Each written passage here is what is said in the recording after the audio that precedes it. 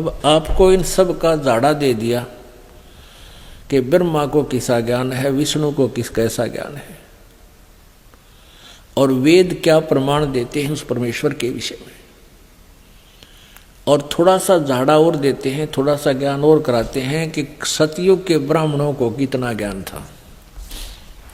तब आप कहिए परमेश्वर कबीर देव और प्यारी आत्मा धर्मदास जी की वार्ता समझ में आओगी। ये देखिएगा, ये वही गीता प्रेस गोरखपुर से प्रकाशित श्रीमद् देवी भागवत है। इसके संपादक हैं हनुमान प्रसाद पोदार और चिमनलाल गोस्वामी,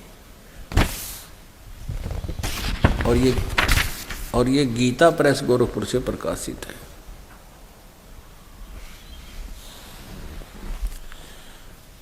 अब इसके 414 पृष्ठ पर आपको दिखाते हैं।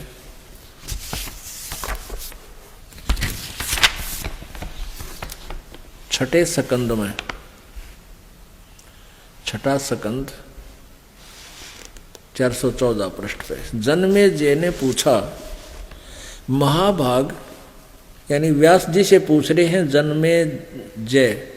जन्मेजय ने पूछा, महाभाग किस युग में कैसा धर्म का स्वरूप है, इस संपूर्ण विषय को विशेष रूप से बताने की कृपा कीजिए। व्यास जी बोले,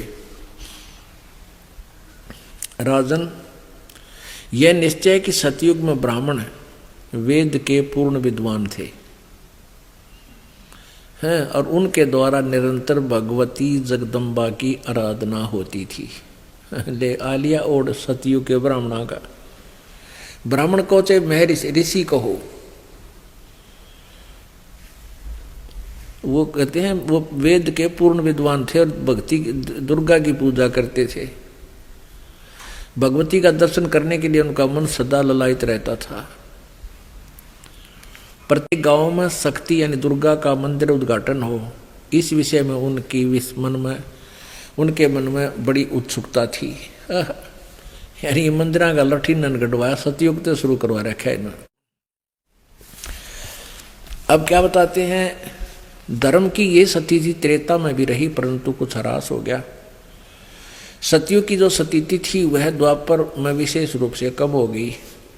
राजन, उन प्राचीन युगों में, पहले वाले द्वापर त्रेता और सतयुग में जो राक्षस समझे जाते थे, वे कलयुग में ब्राह्मण माने जाते हैं। वो तरह का जो भैया जो ऊपर पहले वाले लोग का युगों में जो राक्षस थे, वर्तमान के इसे तो ब्राह्मण हैं कलयुग में।